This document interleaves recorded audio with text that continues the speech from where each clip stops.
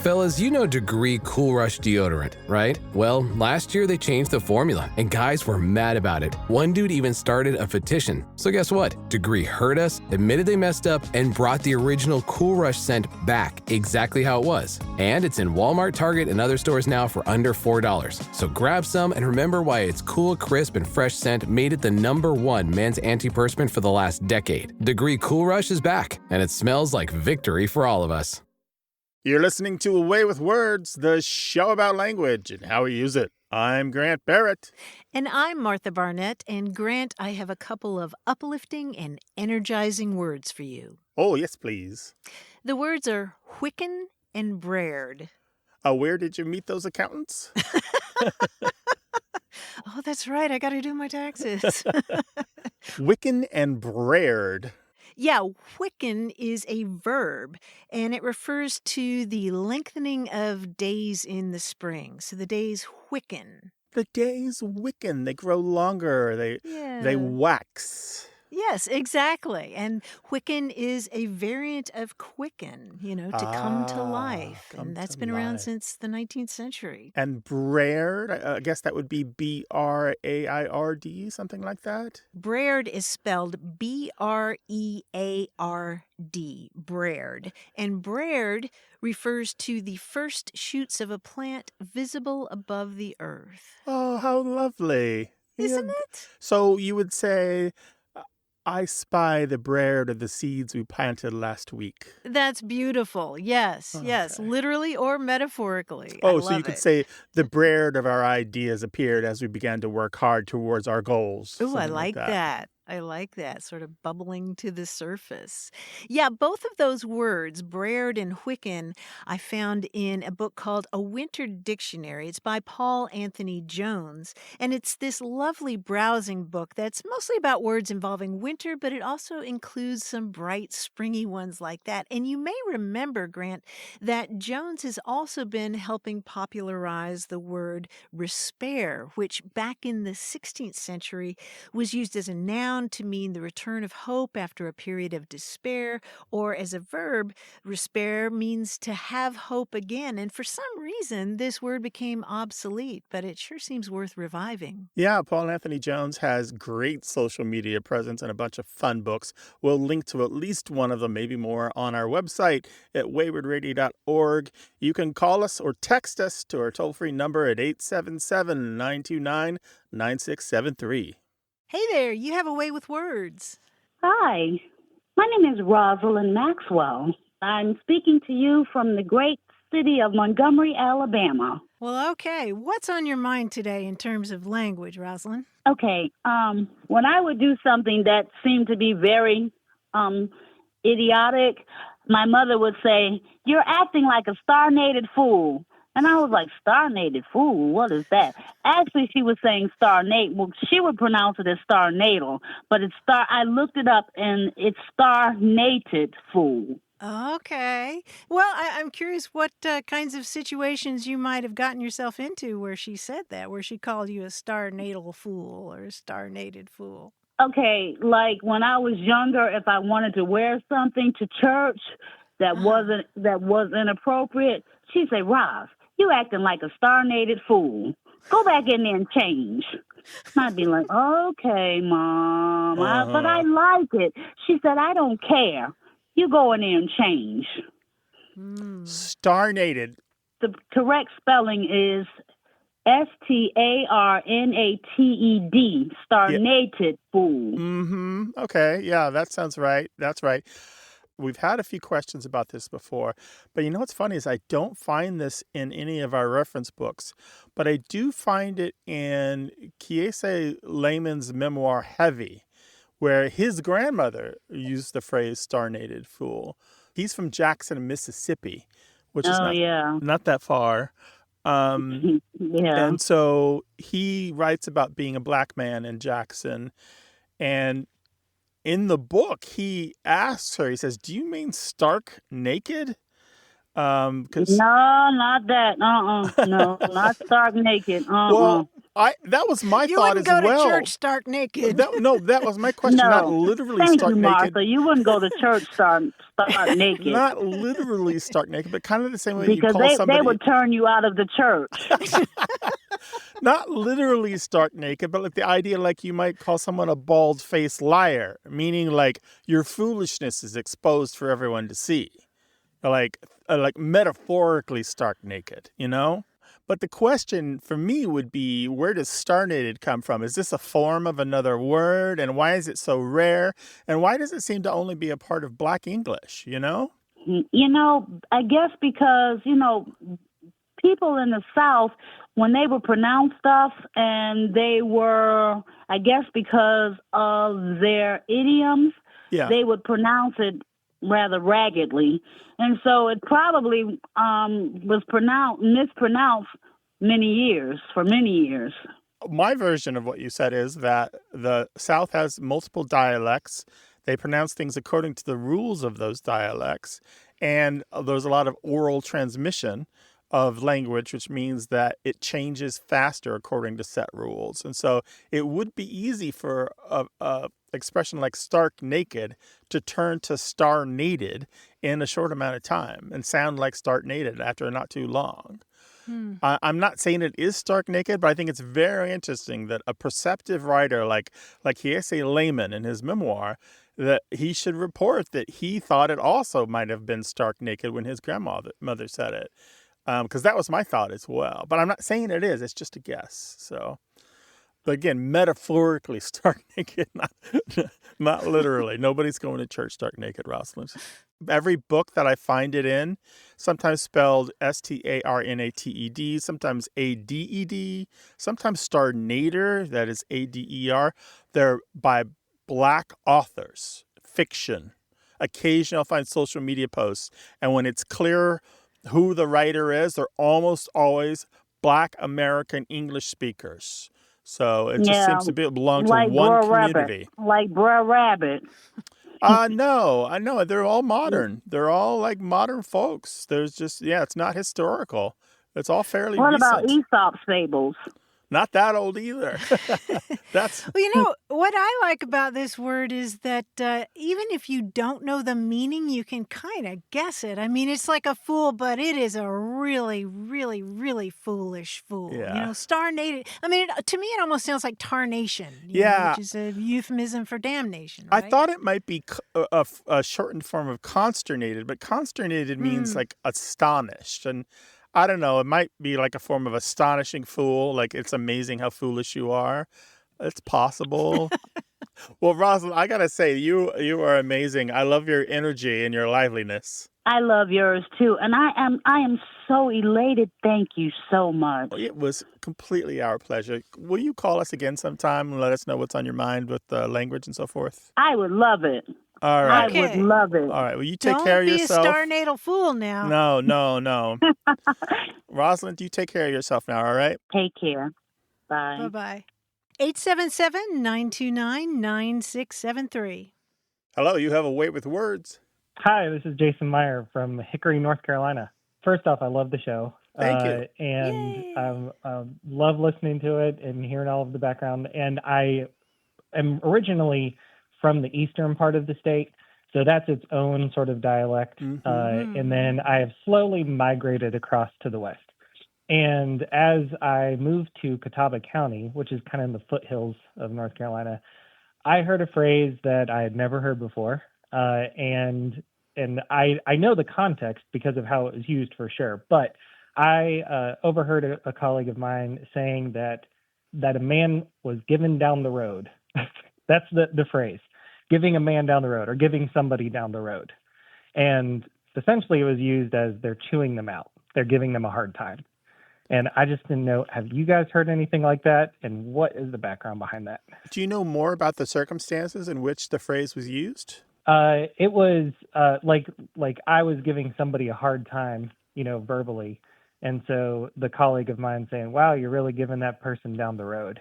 I see. So it was like at work or like in the office or something. Yeah. Yeah, it's a wonderful phrase, give him down the road or give her down the road. And as you suggested, Jason, it means to scold somebody or reprimand them or chastise them or as you said, chew them out, right?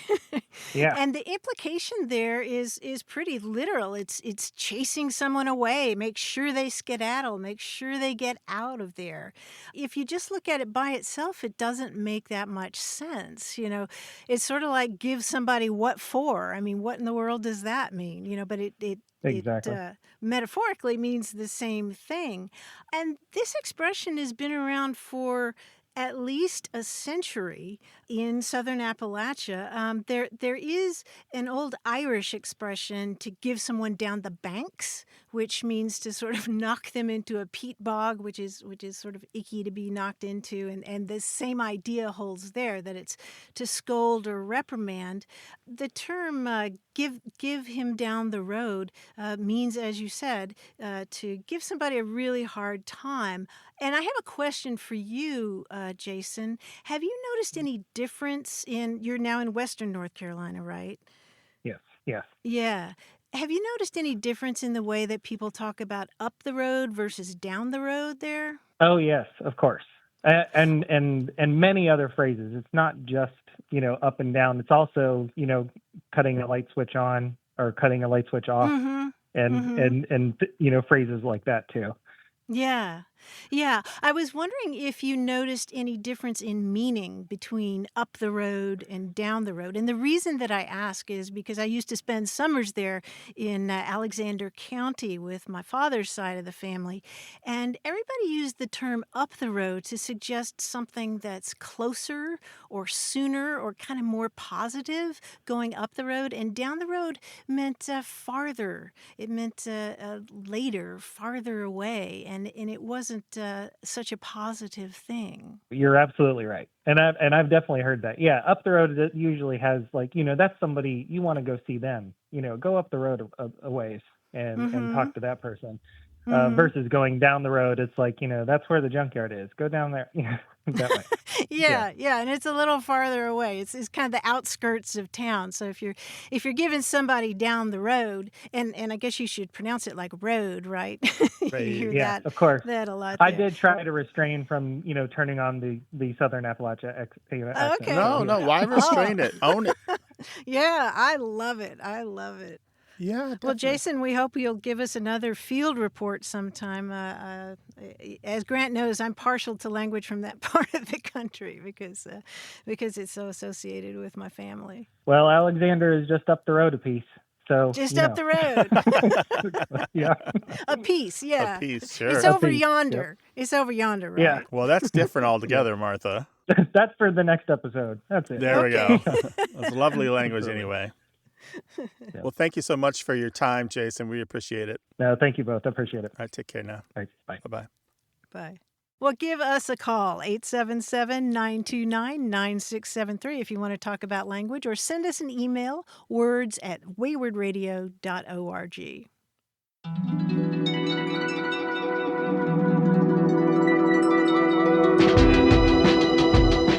The word quiz and lots more as A Way with Words continues. Stay tuned.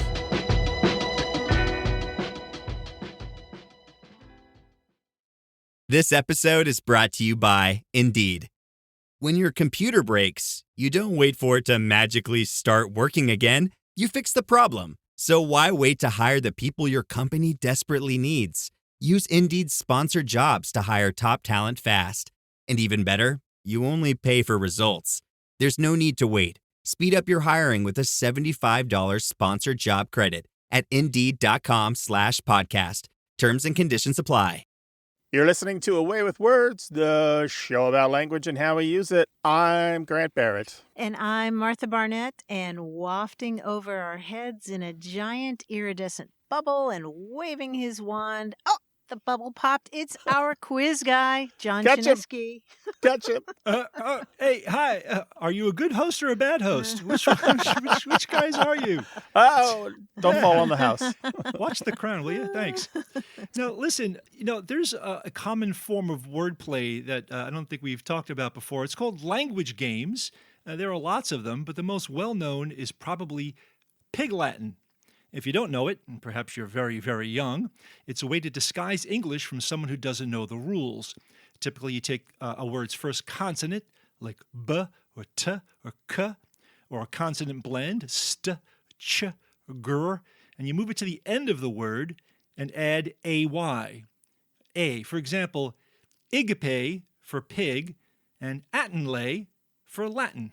That's Pig Latin. Now, for quiz purposes, I'm interested in Pig Latin words that sound like non-Pig Latin words or phrases. For example, assay is a real English word meaning to test metal or ore, but it sounds like the Pig Latin for sass, meaning impudence or cheek. Sass, assay. Right? Got it? Got it. Good. I'll give you two definitions. One defines an English word. The other defines the English word that the first word's Pig Latin sounds like. And you're going to give me both. Okay? Gotcha. All right. A feeling of surprise mixed with admiration, having started and in progress.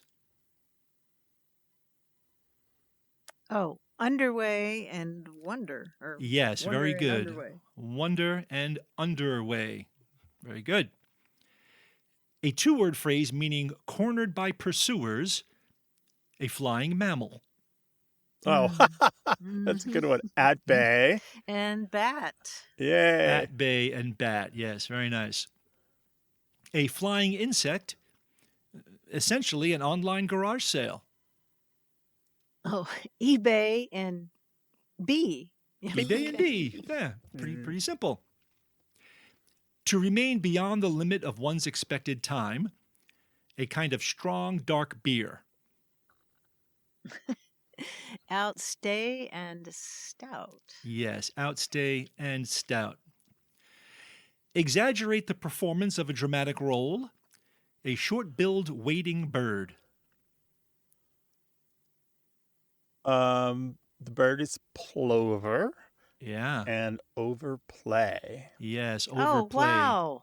Nicely done. Yeah. Plover. Well, listen, that's enough Pig Latin for me. I'm suddenly hungry for a ham sandwich, so We'll see you next time. Give our best to the family. you two guys, take care. This show is about words and language and books and literature and jokes and puns and lots of fun and goofing off, and we would like you to be a part of it. You can call us, you can write us, you can text us, you can talk to us. All those ways to reach us are on our website and all of our past episodes at waywardradio.org. Hi, you have a way with words.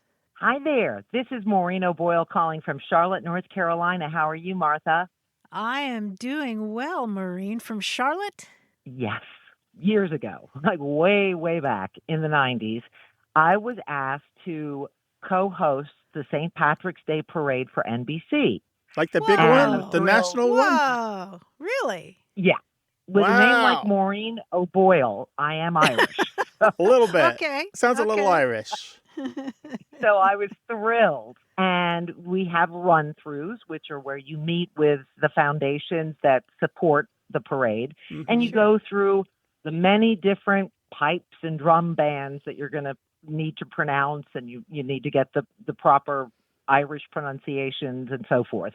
And at the end, one of the members of the Order of Hibernians said, a reminder, the most important thing to not say is Murphy's Law, where anything can go wrong, it will. Yeah. And we happened to have rain and snow that day. So he Oops. wanted to make sure nobody said that. Right. And he said it's a racist statement against Irish people. Well, I don't want to throw anybody under the bus. I just took it for exactly what he meant. And I'm kind of curious, is that really the origin of Murphy's Law? Wow. Layers upon layers. The full onion here, Maureen. It is. I can get why somebody might not want that said on a big broadcast. I can get that because even, before we answer your question, let's just look at it either way. If it wasn't a slander against the Irish, some people might think it was anyway. And because not everyone's going to know its story, and you're not going to sit there on the air and explain its history. And if it was a slander against the Irish, you wouldn't want to say it. Right. No, So either way, you shouldn't say it because correct. I 'cause never have been one to say it, just so you know. yeah, Mm. because like there's a certain kind of person who will say it because they know if it's not a slander, they just want to have the argument, you know? They just want somebody to Right. call them on it so they can self-righteously say, well, it's not really a slander because Murphy, it wasn't named after an Irishman, you know? And that's not really what life is about. You don't really want to say a thing just so you can be called on it and like virtuously explain that you're in the right. But the truth is, it was probably named after a real Murphy, but he was an American and he wasn't an Irishman. And although his heritage was probably Irish, it wasn't because he was a bumbling, incompetent fool. You know, it wasn't because he was being blamed because of his Irishness. It isn't a slander against an entire nation of people or an entire heritage. He was worked for the Air Force on rockets, and there was a kind of a tradition that in the testing that they were doing that it seemed like throughout their testing things would just typically go wrong. And the line was, if there is any way of doing it wrong, he will do it wrong. And now the idea, the concept underlying Murphy's Law is much older than that. It goes back to at least the 1860s. And there are other stories and other tales that kind of feed into this. A lot of them having to do, by the way, with aerospace and testing of rockets and airplanes. But the term itself, Murphy's Law, didn't come out of Irish slander. Really? Yeah. But again, Well, it is a terrible phrase anyway, it's but I just believed him, and I've been so curious. But the thing is, Maureen, like I said, like if you're on a national broadcast, why take the chance? People who don't know the story might think it anyway. So Yeah, something can go wrong and will go wrong for some people. maybe a way to phrase it is if somebody can misunderstand, they will misunderstand. That's Grant's Law. Absolutely. Yeah. And it was a thrill, and I did it more than 1 year. It was probably some of the most fun days of my life, the most beautiful, one of the most beautiful parades in New York. Well, thank you guys. I love your show. It's so much fun. Yeah. Thanks for calling. Call us again sometime, Maureen. Thanks for calling. Bye-bye. Bye-bye. Bye.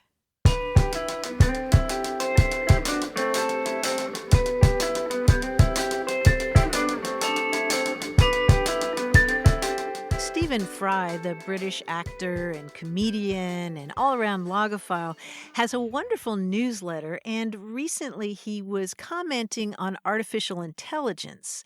And I loved what he said. Let me just share a little snippet from it. He wrote, "You may have noticed that I render artificial intelligence as capital A, small I, not capital A, capital I, throughout this piece. This is my fruitless, no doubt, attempt to make life easier for people called Albert, Alfred, Alexander, et al. Ho, ho."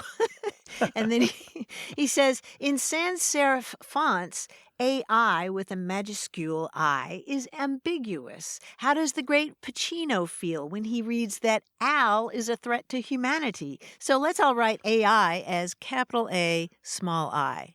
And Grant, I love that idea. I have a friend named Al, and whenever I text to or about him, it looks like I'm saying AI. Yeah, I have a great friend named Al, and the joke never dies.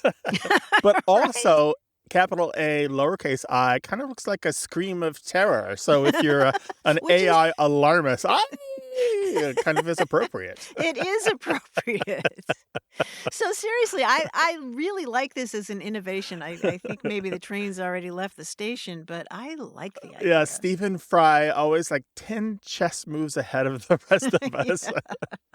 You can text us or call us at 877-929-9673, toll free in the United States and Canada. Hey there, you have a way with words. Hi, this is Ashley from Berea, Kentucky. I've really been looking forward to talking with you all about a word that my dad says. I'm actually calling on behalf of my whole family. Wow. As far as we know, no one else says this word. We've never heard anyone else say it.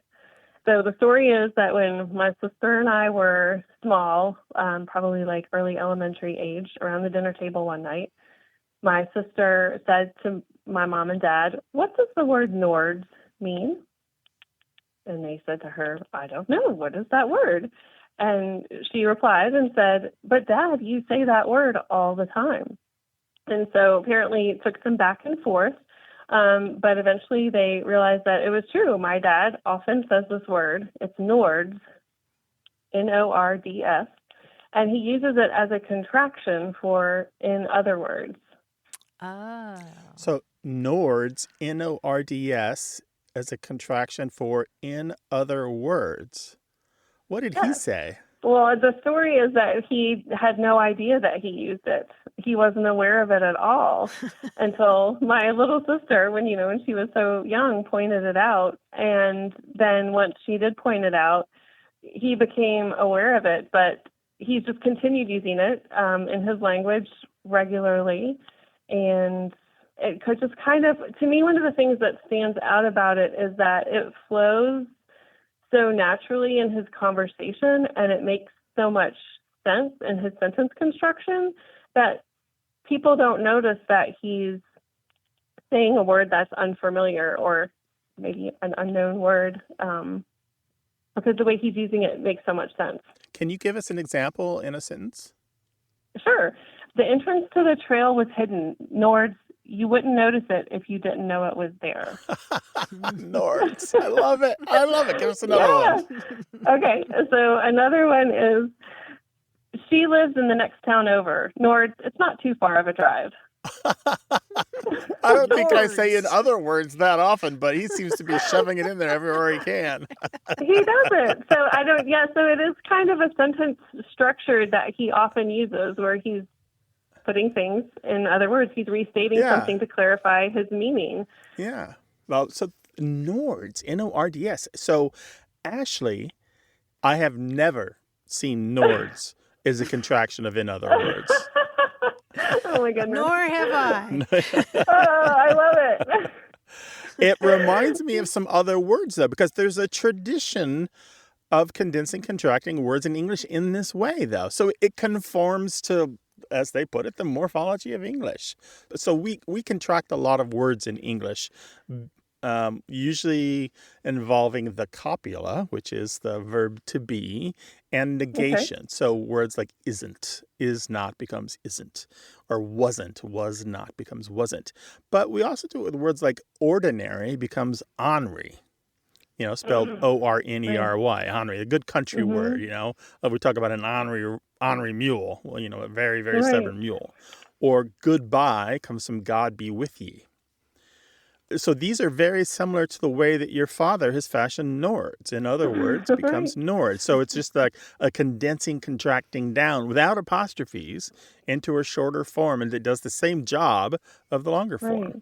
Something tells me he has a lot more of these. Yeah, I suspect lovely words. I suspect the man from North Carolina with a word like that has got a lot of little linguistic charm in his idiolect. He does. Yeah. He does.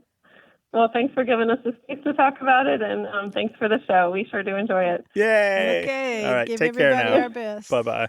Okay, take care. Bye. Share your stories about language with us, 877-929-9673.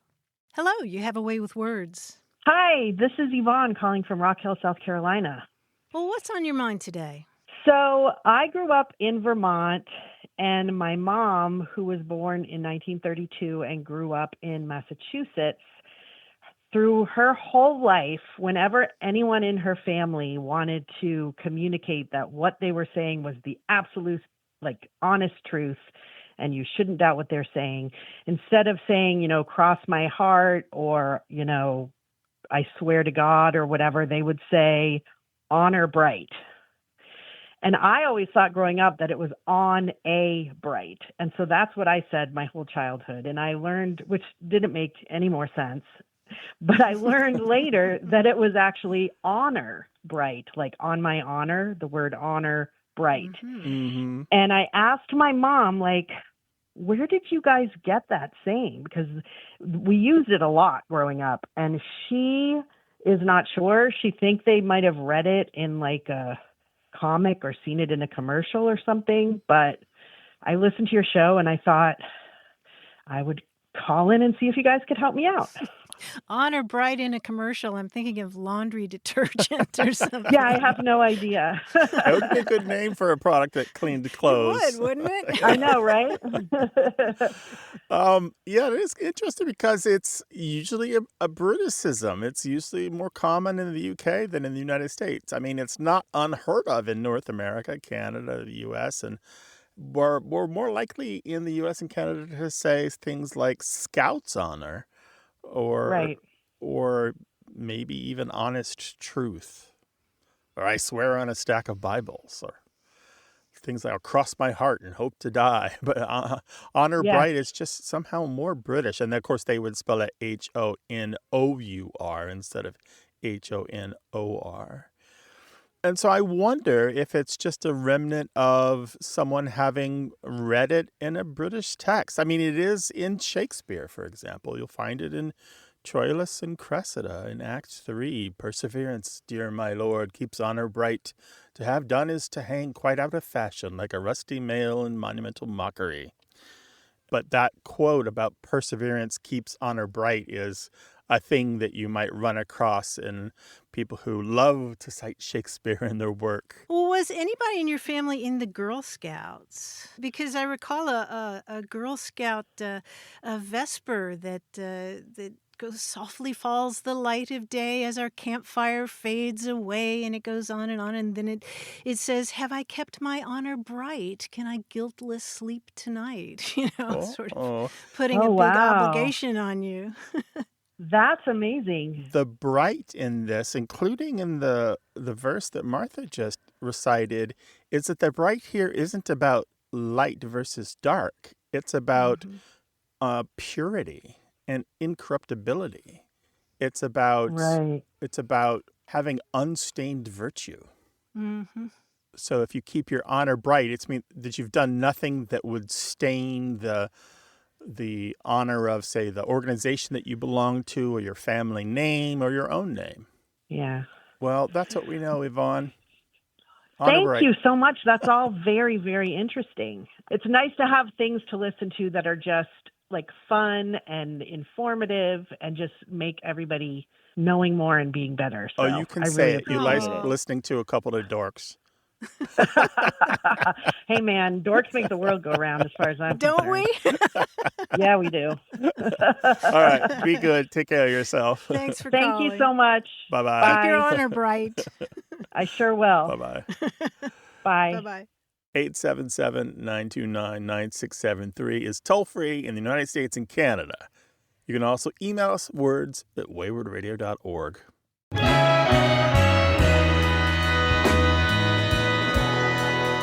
Stay put. We'll be right back to untangle the web of English.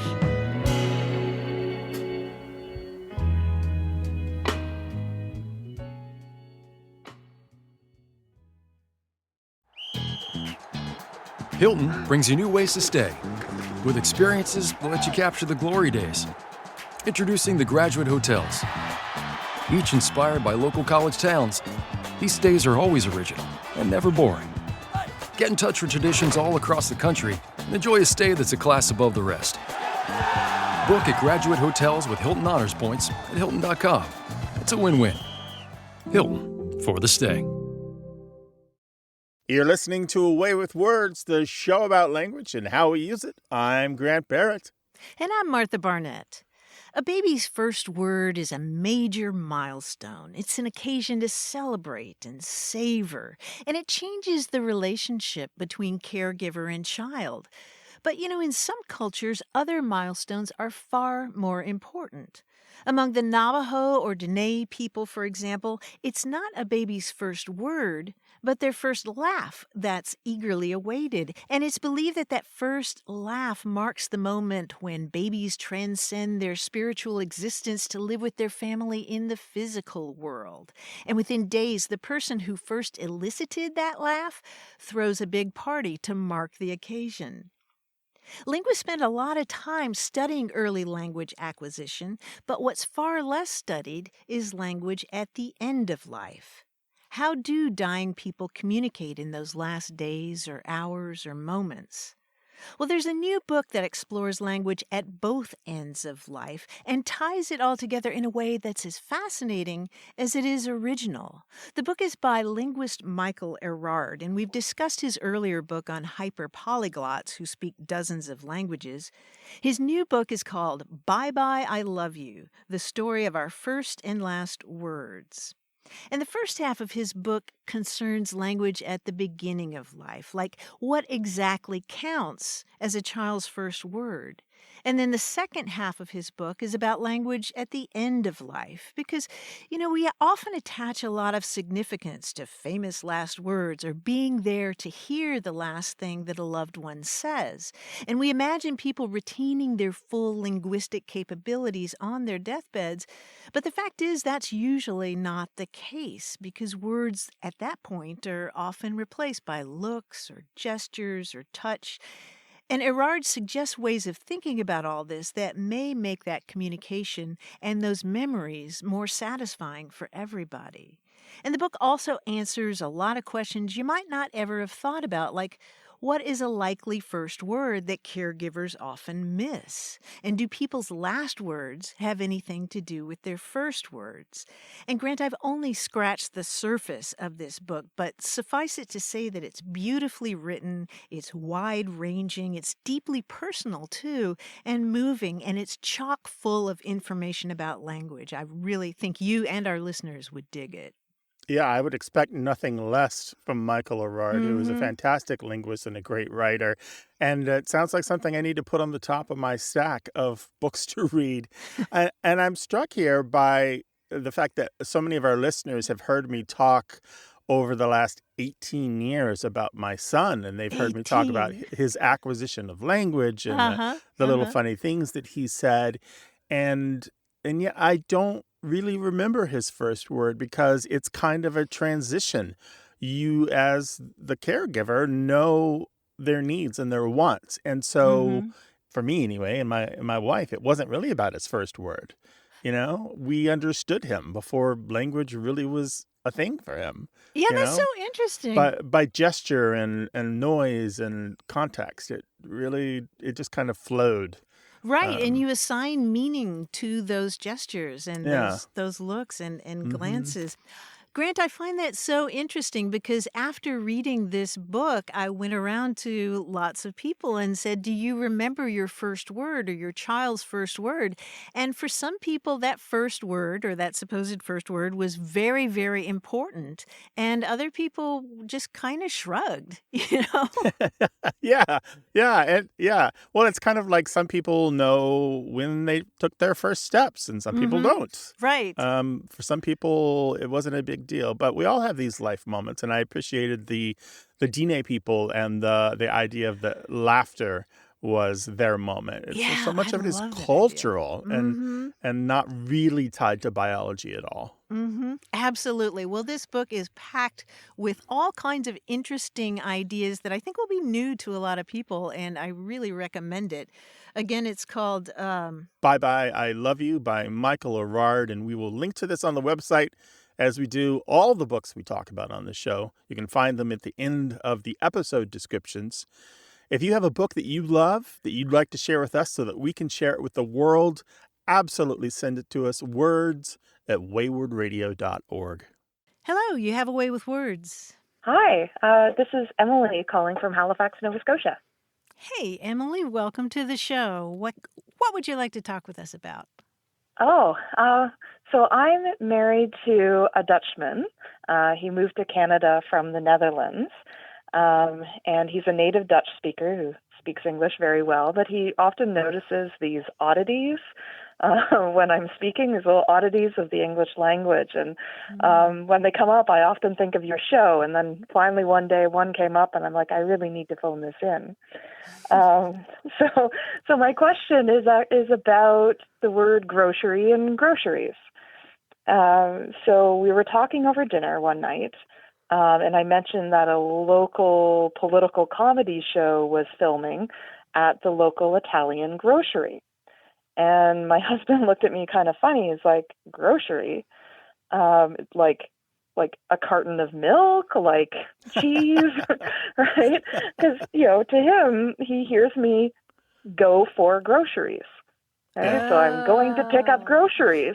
And so he thinks, okay, so grocery singular is one item of food, groceries is plural. And so he looks at me and he knows it's kind of off and a little bit funny. And he's like, and I'm like, yeah, that's weird.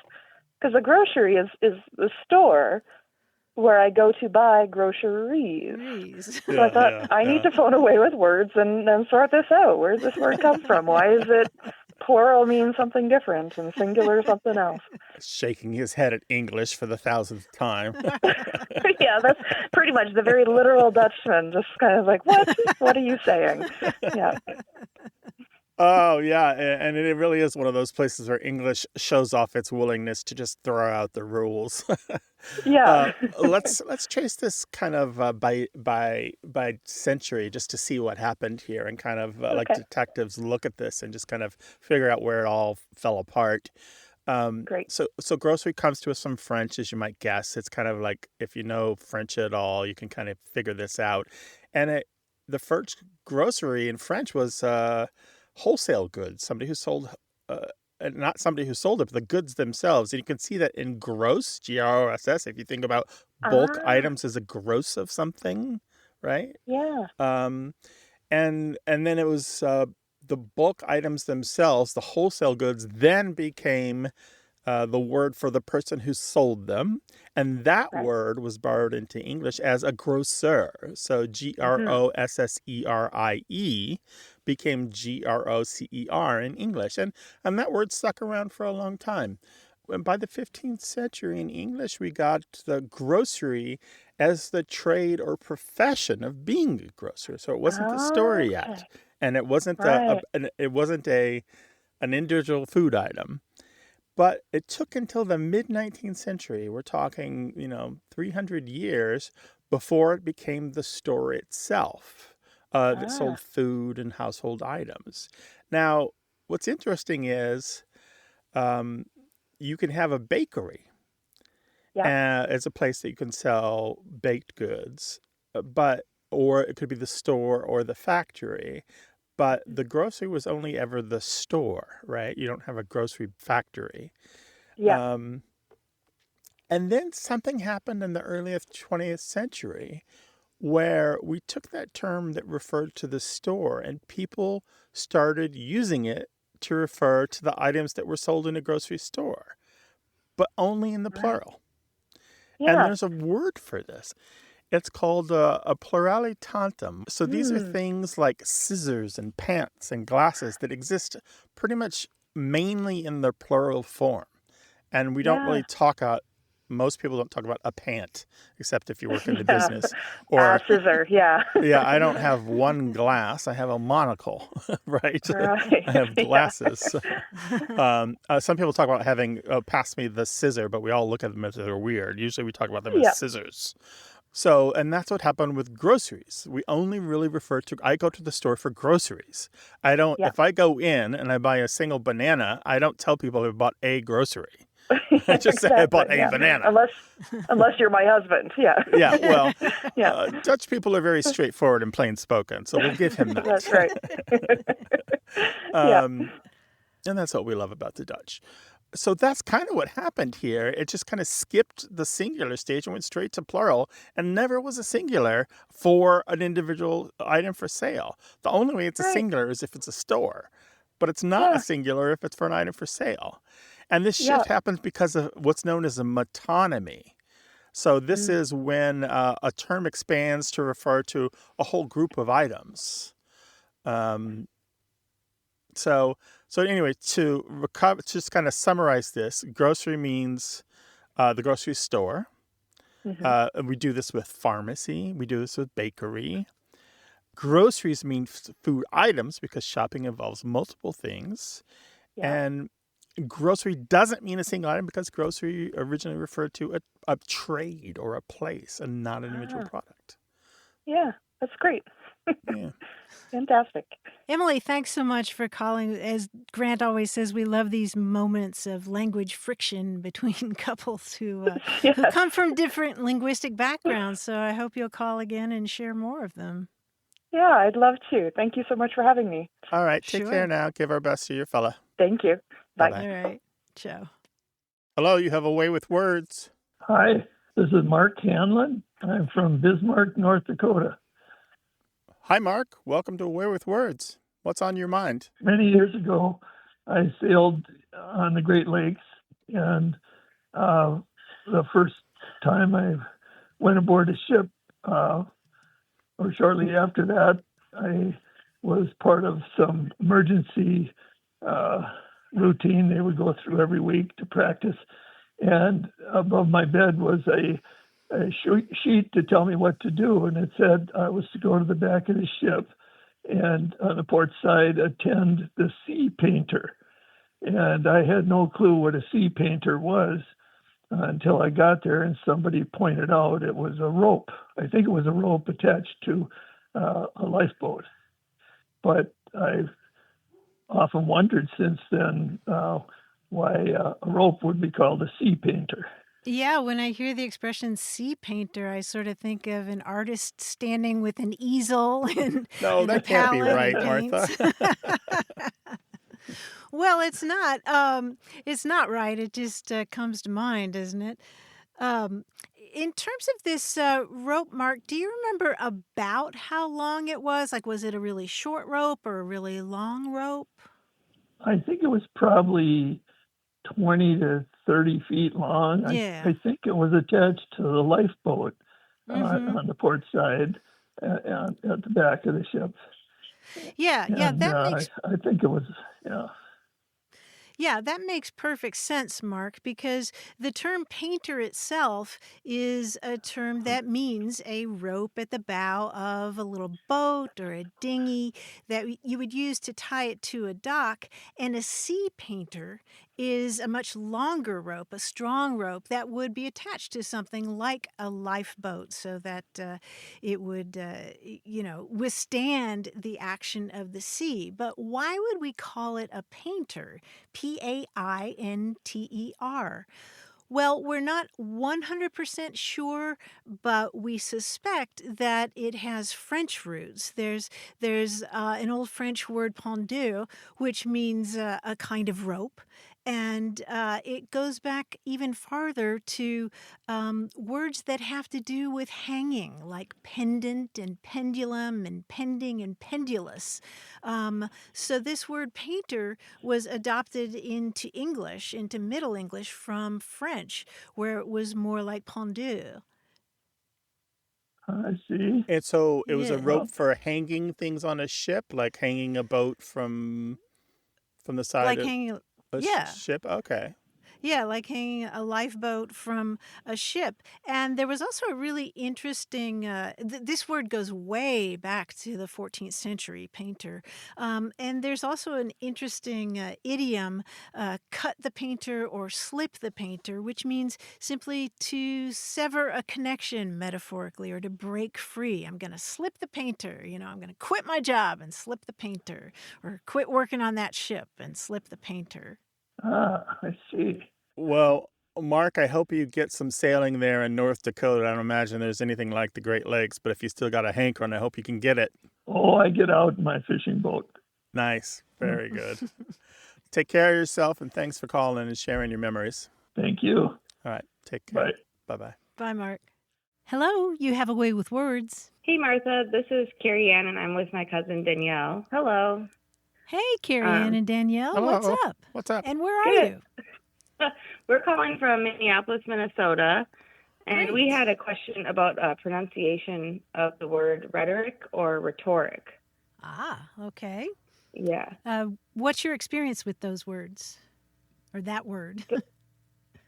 So, I mean, I think when I learned it, I was reading, so I think I probably pronounced it rhetoric. But after talking, I've started to say rhetoric, and Danielle says rhetoric.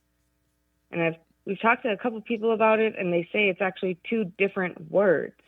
Who talked to you about rhetoric and said that it was a different word? My brother said that it was two different words, and another person that I work with said it was two different words. I could see, were they talking about rhetorical as being a different word? Yeah, I think that's kind of what they're going off of. Yeah. Okay. Yeah, because I don't believe that the pronunciation of it as rhetoric was ever a word on its own. It's. I think they must have been referring to rhetorical because rhetoric has always been the pronunciation for rhetoric in both U.S. and U.K. English. And we can find this as far back as pronunciation dictionaries go in both languages. And that's because it fits into a weird class of words where that third to the last syllable is pronounced. And usually it's the second to the last syllable, but words like choleric and turmeric and lunatic and heretic and politic and are pronounced that way. So rhetoric has never been the pronunciation for that. But it's weird, Martha, the way that we learn these words from reading, and they surface perfectly well while we're reading, but when we start speaking them, we're like, oh, wait a second, that's not right. Yeah. Grant and I always say that if somebody is pronouncing a word like that incorrectly, it's probably because they're a big reader. Yeah, their reading got ahead of their speaking and their hearing. Yeah, and we've had that experience. I mean, I used to say epitome instead of epitome, Yeah. Or Penelope. the number of people who say hyperbole instead of hyperbole, or infrared instead of infrared. Yeah. Well, that is good to know. All right. So how do we do? Did we help you out? Yes, that did actually. And now I can tell everybody that it's rhetoric instead of rhetoric. Yeah, and that we said it was fine. And all you did was you had a reading thing that kind of got in the way of your speaking thing, and you sorted it out, and you moved on. Yeah. All right, you two take care of yourself and be well, all right? Yeah, you too. Call again sometime. Thanks, you too. Bye. Thank you. Bye. Okay, bye. Bye-bye. Away with Words senior producer is Stephanie Levine.